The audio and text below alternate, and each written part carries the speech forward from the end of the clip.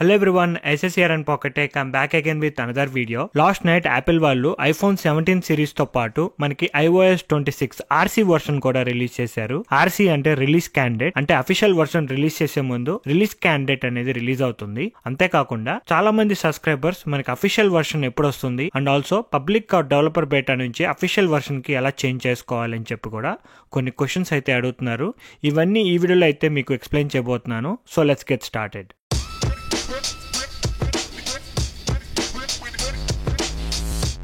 First ఒకసారి version number check చేద్దాము. Let's go to settings, general, about. ఇక్కడ iOS version చూడొచ్చు. iOS 26 23A 340 అని చెప్పి ఉంటుంది. ఇది వచ్చేసి మనకి ఫైనల్ వర్షన్ ఆఫ్ iOS 26. ఇది డెవలపర్ బేటా అవ్వచ్చు, మీకు పబ్లిక్ బేటా అవ్వచ్చు. ఇది ఫైనల్ వర్షన్. ఈ వర్షన్ లో కనుక ఎటువంటి ఇష్యూస్ లేకపోతే ఇదే అఫీషియల్ వర్షన్ కింద మళ్ళీ రిలీజ్ అవుతుంది అనమాట. మీరు ఒకవేళ నాలాగా పబ్లిక్ బేటా ఆర్ డెవలపర్ బేటాలో కనుక ఉంటే మీకు అఫీషియల్ వర్షన్ రావాలి అంటే ఈ సాఫ్ట్వేర్ అప్డేట్ అయితే చేసుకోవద్దు. ఈ RC వర్షన్ కనుక మీరు అప్డేట్ చేసుకోకపోతే మీకు అఫీషియల్ వర్షన్ సెప్టెంబర్ 15th అయితే రిలీజ్ అవుతుంది. ఇక్కడ చూడొచ్చు iOS 26 అని చెప్పి ఉంటుంది, పక్కన RC అని చెప్పి ఉండదు, but it's an RC version. మీరు ఏ ఫోన్ లో చెక్ చేసుకున్నా గానీ ఇది ఆల్మోస్ట్ 8 GB అయితే ఉంటుంది. ఈ RC వర్షన్ లో మీరు ఇప్పుడు ఏం చేయాలి అంటే అఫీషియల్ వర్షన్ రావాలి అంటే మనకి సెప్టెంబర్ 15th ఈ సాఫ్ట్వేర్ అప్డేట్స్ లోకి వెళ్ళి ఈ అప్డేట్ చేయకుండా ఇక్కడ బేటా అప్డేట్స్ అని చెప్పి ఉంటుంది. దీంట్లోకి వెళ్ళి ఇక్కడ ఆఫ్ కనిపిస్తుంది కదా, ఈ ఆఫ్ క్లిక్ చేస్తే మీకు సెప్టెంబర్ 15th ఈవినింగ్ న మనకి iOS 26 అఫీషియల్ అప్డేట్ అనేది ఇక్కడ చూపిస్తుంది అనమాట. Very easy. మనం పబ్లిక్ ఆర్ డెవలపర్ బేటా నుంచి అఫీషియల్ వర్షన్ కి వెళ్ళటం very easy.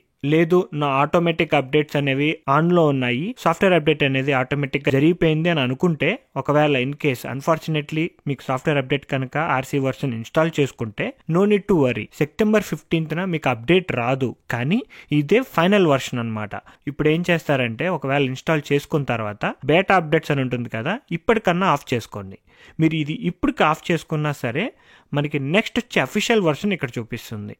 RC version and official update రెండు almost all same to same ఉంటాయి. న్యూ ఫీచర్స్ అయితే ఏమీ యాడ్ చేయరు.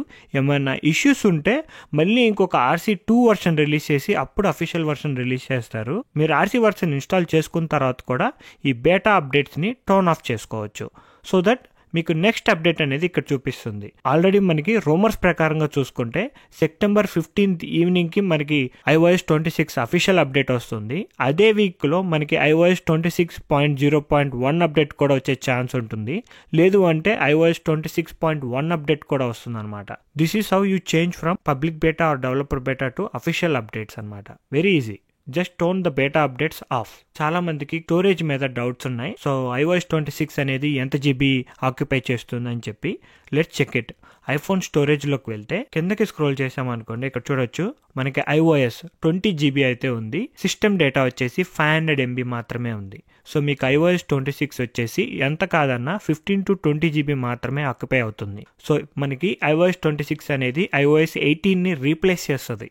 ఎక్స్ట్రాగా మనకి స్టోరేజ్ అనేది ఏమీ ఆక్యుపై అవ్వదు. 20 GBలో కూడా ఇక్కడ చూడొచ్చు నా ఫోన్లో యాపిల్ ఇంటెలిజెన్స్ ఉంది. ఇది iPhone 16 Pro Max కాబట్టి దాంట్లో చూసుకుంటే యాపిల్ ఇంటెలిజెన్సే దాంట్లో 6.2 GB ఉంది.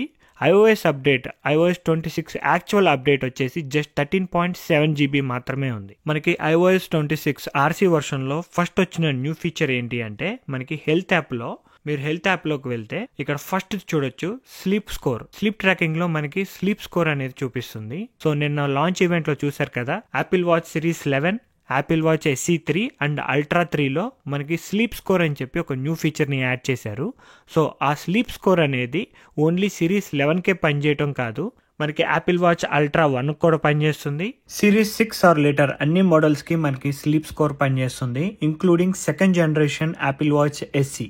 ఈ స్లీప్ స్కోర్ ఎలా పనిచేస్తుందంటే మీరు రోజు యాపిల్ వాచ్ పెట్టుకొని ఎప్పుడైతే స్లీప్ కి వెళ్తారో, నిద్రపోవడానికి వెళ్తారో, మీరు ఎంతసేపు డీప్ స్లీప్ చేశారు, ఎంతసేపు బెడ్ మీద ఉన్నారు, ఎంతసేపు కోర్ స్లీప్ ఉంది, ఈ స్లీపింగ్ డేటానంతా గ్యాదర్ చేసి మనకు ఒక స్కోర్ ఇస్తుంది అనమాట 100%కి.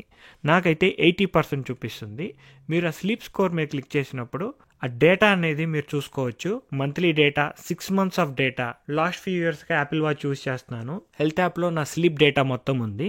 అదంతా యూస్ చేసుకుని స్లీప్ స్కోర్ని ఫామ్ చేస్తుంది. ఇక్కడ చూస్తున్నారు కదా, ఇక్కడ హై అని చెప్పి చూపిస్తుంది. మీరు కిందకి స్క్రోల్ చేస్తే excellent, high, okay sleep or low sleep or very low sleep. ఇవి అనమాట కేటగిరీస్. నాకైతే mostly high sleep or okay sleep అయితే ఉంది. ఎక్సలెంట్ స్లీప్ ఉంటే చాలా మంచిది. నిన్న మనకి యాపిల్ వాచెస్ లో సెకండ్ న్యూ ఫీచర్ వచ్చేసి హై బ్లడ్ ప్రెషర్ మానిటరింగ్. దాన్ని మనకి హైపర్ టెన్షన్ అని కూడా పిలవచ్చు.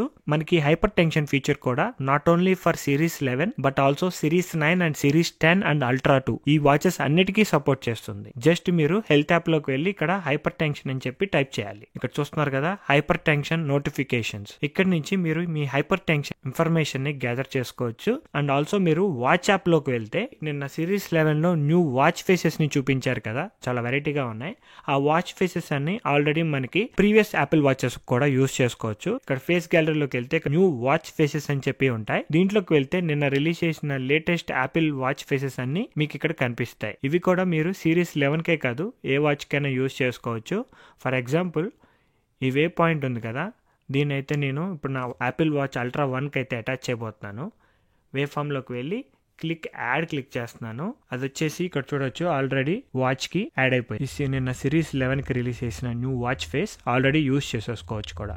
నెక్స్ట్ న్యూ ఫీచర్ వచ్చేసి వర్కౌట్స్ యాప్. మీరు కనుక ఫిట్నెస్ యాప్ ఓపెన్ చేస్తే న్యూ ఫ్లాష్ స్క్రీన్ అయితే చూపిస్తుంది. మనకి ఫిట్నెస్ యాప్ లోకి న్యూ వర్కౌట్ మోడ్ అయితే యాడ్ చేశారు. ఇప్పుడు దాకా మీరు ఏదైనా వర్కౌట్ స్టార్ట్ చేయాలి అంటే Apple watch is mandatory, but from now మీ దగ్గర ఐఫోన్ ఉన్నా కూడా మీరు వర్కౌట్ అనేది స్టార్ట్ చేయొచ్చు. యాపిల్ వాచ్ లేని వాళ్ళకి మీరు మీ ఐఫోన్ యూజ్ చేసి కూడా వర్కౌట్స్ అనేవి స్టార్ట్ చేయొచ్చు. ఇక్కడ ఫిట్నెస్ యాప్ లో చూడొచ్చు మనకి ఇక్కడ వర్కౌట్స్ అని చెప్పి ఒక న్యూ ఫోల్డర్ అయితే చూపిస్తుంది. Click on continue. New workout interface అయితే మీకు ఫోన్లో కనిపిస్తుంది. ఫర్ ఎగ్జాంపుల్ ఇక్కడ అవుట్డోర్ వాక్ స్టార్ట్ చేస్తున్నాను.